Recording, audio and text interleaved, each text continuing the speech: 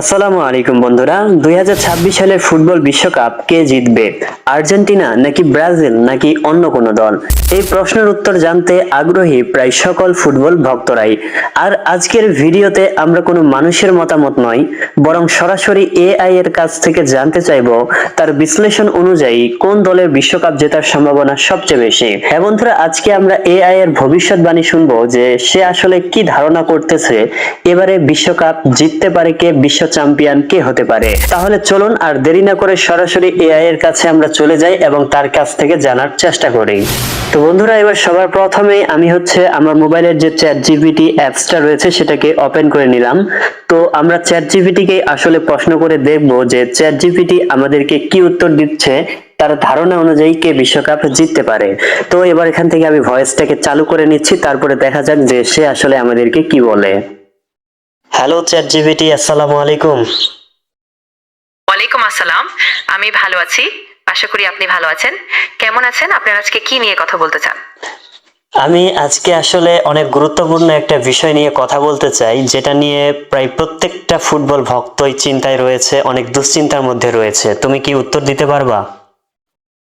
অবশ্যই, আমি চেষ্টা করব যতটা সম্ভব পরিষ্কার আর বিস্তারিতভাবে বুঝিয়ে বলতে।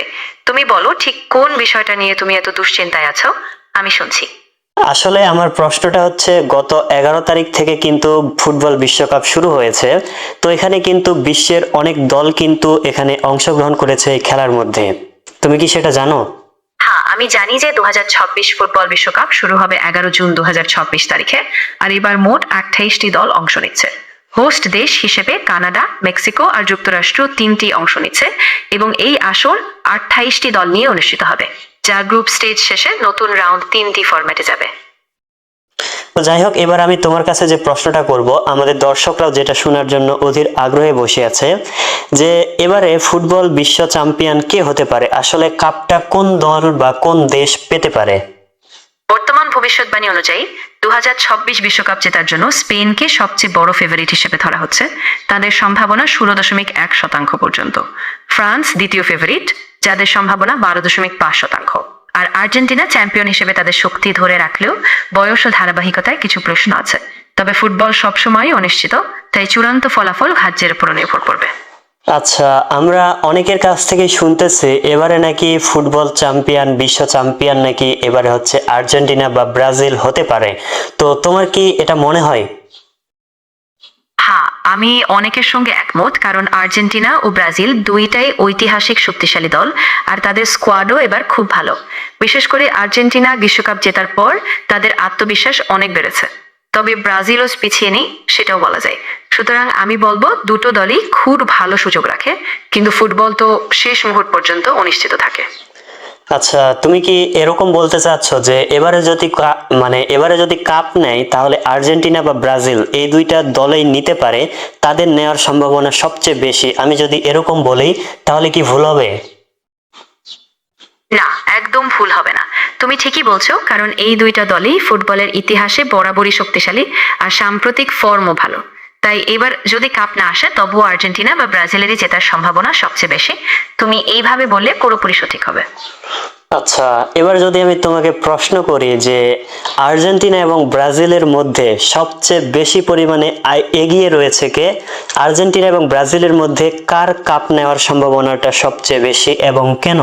দেখা যাচ্ছে 2026 বিশ্বকাপ জেতার সম্ভাবনা নিয়ে আর্জেন্টিনা এবং ব্রাজিল দুটোই খুব শক্তিশালী প্রতিদ্বন্দ্বী দল।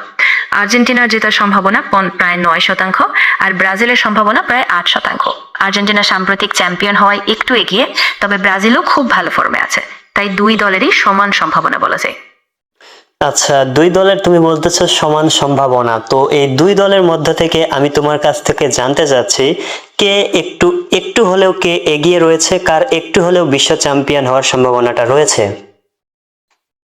হ্যাঁ, ঠিক আছে। সামগ্রিকভাবে দেখা যাচ্ছে সাম্প্রতিক ফর্ম আর আত্মবিশ্বাসের দিক দিয়ে আর্জেন্টিনা একটু এগিয়ে আছে। তারা শেষ বিশ্বকাপ জেতার পর অনেক গর্ব নিয়ে মাঠে নামছে আর লিওনেল মেসির মতো তারকা খেলোয়াড়ও আছেন। তবে ব্রাজিলও খুব কাছাকাছি, তাই আসলেই একদম ছোট করে বলা কঠিন, কিন্তু আর্জেন্টিনা একটু এগিয়ে আছে বলে যায়। মানে এখান থেকে বিষয়টা এরকম যে তারা প্রায় সমান সমান লেভেলে রয়েছে, কিন্তু সামান্য পরিমাণে আর্জেন্টিনা একটু এগিয়ে রয়েছে ব্রাজিলের থেকে। তুমি এরকমটা বলতে চাচ্ছ? হ্যাঁ, একদম ঠিক ধরেছো। দুটো দলই খুব শক্তিশালী, প্রায় সমান লেভেলে আছে, কিন্তু সামান্যভাবে আর্জেন্টিনা একটু এগিয়ে আছে, বিশেষ করে সাম্প্রতিক অর্জন আর ফর্মের দিক দিয়ে। তাই একদম ছোট করে বলতে গেলে আর্জেন্টিনা একটু এগিয়ে। তো বন্ধুরা, ফাইনালি তো আমার এআই এর সাথে কথা বলাটা শুনে আপনারা বুঝেই গেছেন যে এআই কি বলল। তো বন্ধুরা, এআই এর ধারণা থেকে যেটা বুঝতে পারলাম যে সে মনে করে এবারে বিশ্ব চ্যাম্পিয়ন হচ্ছে ফ্রান্স, আর্জেন্টিনা বা ব্রাজিল, এই তিনটার মধ্যে থেকেই হতে পারে। তবে আর্জেন্টিনা এবং ব্রাজিল একটু বেশি এগিয়ে রয়েছে। আর আর্জেন্টিনা এবং ব্রাজিলের মধ্যে থেকে যদি আমরা কম্পেয়ার করতে যাই, তাহলে এআই এর মতে ব্রাজিলের থেকে আর্জেন্টিনা একটু এগিয়ে রয়েছে।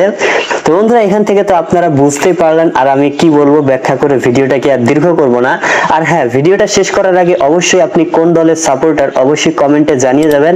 আর বন্ধুরা, ভিডিওটি ভালো লাগলে অবশ্যই চ্যানেলটিকে সাবস্ক্রাইব করে ভিডিওটিতে একটি লাইক দিয়ে দিবেন, আর ফেসবুক থেকে দেখলে ফলো করে দিবেন।